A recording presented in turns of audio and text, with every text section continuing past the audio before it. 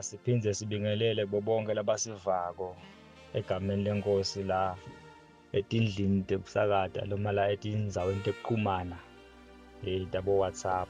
Sithi nje kuhle namhla inkosi isigcinile siyaphila. Siyambonga uNkulunkulu ngale sikhathi lesiphila kuso ukuthi sinesiphila esikhatsini esingcono kakhulu. We are more privileged to be alive at this time, at such a time as this.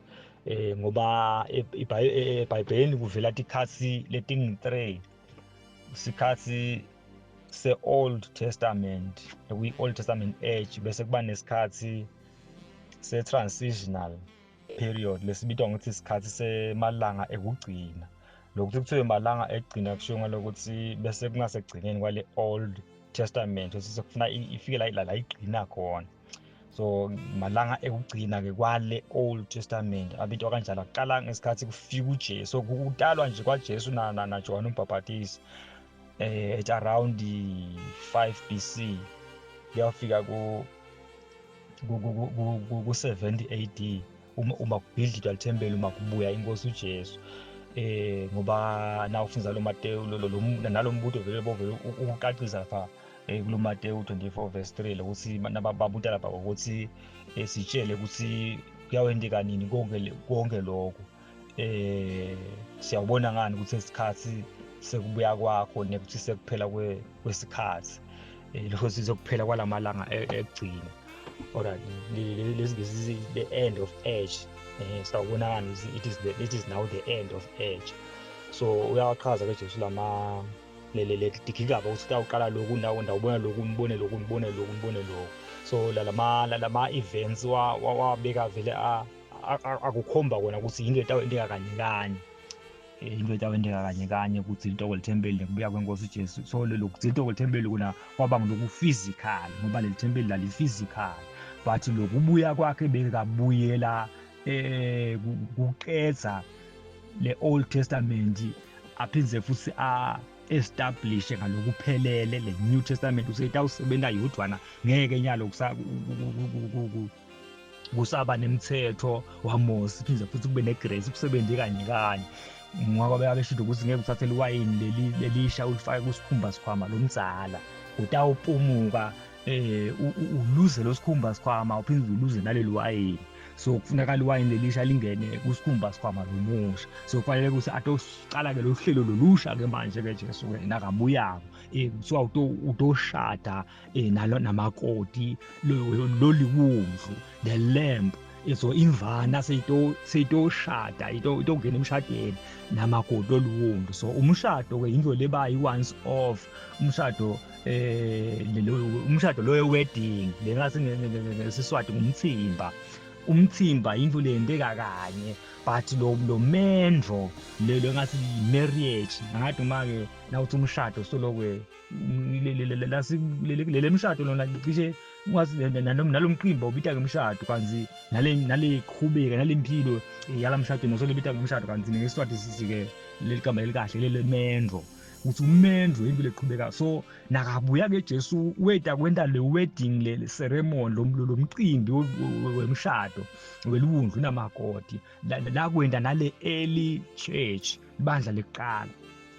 Kepha ke thina sesingena ekuqhubekeni ke kwalomendro ke kwalomshado thina sesivela nyalo sitalwa leli bandla selashada nevana seNkulunkulu swaba phakathi kwebantu ngoba lokubuya kwakhe bekugcwalisa kwalomkhosi wokugcina lokuthiwa ngumkhosi wemathabanakeli, umkhosi wemadokolo, umkhosi wemathabanakeli la khona God is among the people.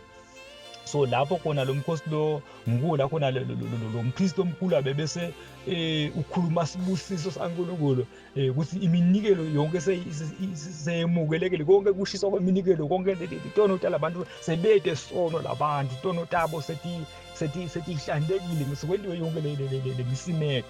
So ke Jesu abete ufulfilla ke lokho ke lokubuya kwakhe ukuthi seyiphelele ke manje lenzaba ngoba namoya sofikile umkhosi wePentecost wendeka umkhosi yonke leminye imikhosi seyendeka kodwa le 3 kwayenda aselamhlabeni lo ephasika newe sinkwa lesinganambili so newe first fruit nalowe kulazaneni.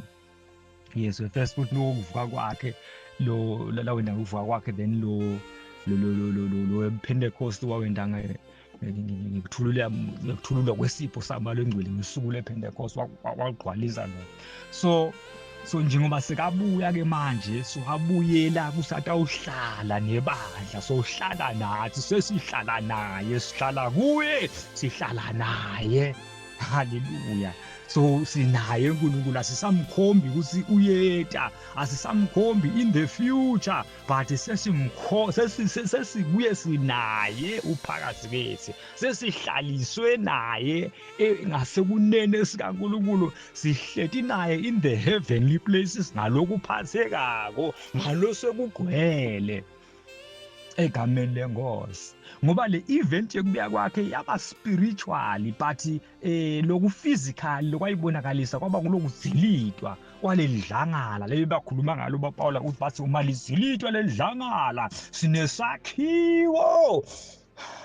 sinesakhiwo lesingabhubhi lokuthi le nkonzo nakuzilitwa lenkonzo lenzala lokuzilitwa lethempeli lelalibonakala ngemehlo enyama kuqala isystem lesha manje lengasayi kuphela yembuso longapheli the everlasting kingdom. Oh hallelujah. Umbuso longasoze wanqamuka ngoba kusuka kwabonakala litshe Daniela usinakachaza lelazaneni usikwabonakala litshe iqetuka edwaleni lelitshe. Hey my God, so liqetuka lelitshe edwaleni lafike lashaya lesiteju lebesihlanganiswe sakhiwe ngesimbi nelibumba because nemhlangane insimbi into leqinile nento lethambile. Ngilombuso la ukhanza Jesu makefika umbuso wecollision weMaroma nemaJuda lapha eJerusalem because le center of all is Jerusalem. That's why the old Jerusalem had to be destroyed and its temple and its system, the old system had to pass away. Asike wabona umhlaba lomdzala uphela unyamalala kwase kuvela umhlaba lomusha kwaqala the new system, the new world, kwaqala umhlaba lomusha egameni likaJesu ngoba umhlaba lomdzala sowendlulile lizulu lelitshala selendlulile pheka sekuvele lokusha sekunelizulu lelisha nemhlaba lomusha lala sesibitshelwe khona sine lala sesitelwe ke sine ngaleso sikhathi leso so kuba alive kwethu at this time sisesikhathini lesingapheli ngoba lokufa lesanqotshelwa kona akusiko kufa kwa physical kokufa kwemtiko kokuphuma komphefumulo enyameni but kufa kwakamoya kokwehlukana kwemuntu naNkulunkulu. Glory be to Jesus Christ of Nazareth. So kwehlukana kwemuntu naNkulunkulu kungukufa ngekweBhayibheli kufa kwangempela. So wasinqobela lo weJesu ukuthi sengeke sisahlukaniswa naNkulunkulu. Kude sono wasinqoba sono. Nkulunkulu mabuka sine usibuka through the blood of Jesus. Usibuka singilaba washiwe, singilaba geziwe, laba gezekile ngegameni lika Jesu singulabageziwe singulabasha sididalwa letisha.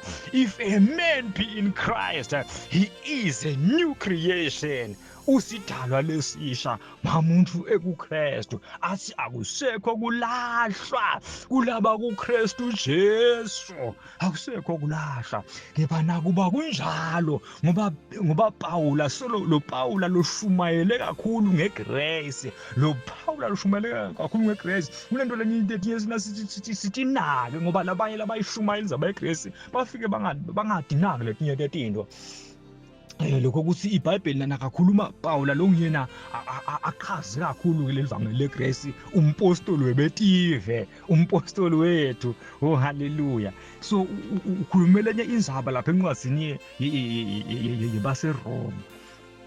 Wathi ke ngathi izithi Romans 12 wathi ke nikelani uthi I beseech you therefore brethren that you offer your bodies as a living sacrifice unto God.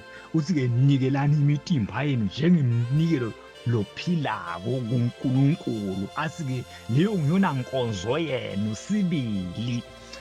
Nakathi umtimba endophila khosi ngoba la kuleli ladi uwavetha lomunye wathi la kuleli ladi bekungabekwa lokufile, but la kuleli ladi Pawula uthi akubekwe umnikelo lophila khosi udzinge kuphila la, udingeka unemizwa la kuleli ladi. Nawe usawubona nawesilisa nawubona umuntu wesifazane ubona agqoke kabi, wendeke something kuwe ukhomba ukuthi uphilile, umnikelo lophilako. Uma bakwethuka uvufikela futhi ngasingabe yabaphendula, but ngoba lokho ukhomba ukuthi ungumnikelo lophilako. But ngenxa yokuthi so unikele lenyama yakho, uyayituba uyayibamba, uyayipressa down, uyatibamba.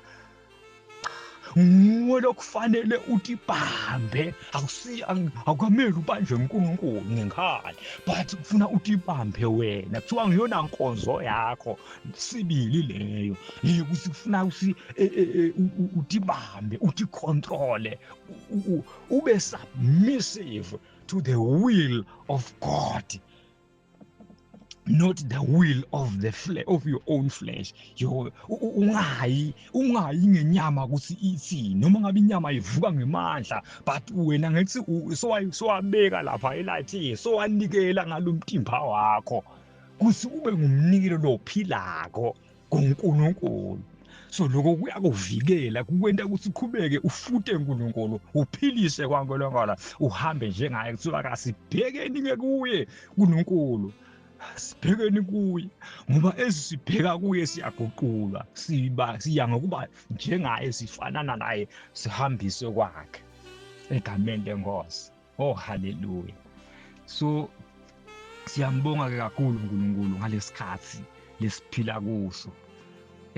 Kuningi kakhulu lekufanele ukuthi sikwente, kodwa akwendi thine, kwenda uNkulunkulu akithi. Thine lemele sikwente ngunokuthi nikela kuye njalo imitimba yethu siyinikele kuye egameni lenkosi. Oh hallelujah, hallelujah, hallelujah. Blessed be the name of the Lord. Bengifuna kuvusela nje kuphela bazalwane, sekuthi kuyahlala kuphuphuma ngoba siloko sidla sitokhula enkosini egameni likaJesu. Igama lenkosi alibonge bazalwane. I love you all. May God bless you. Amen.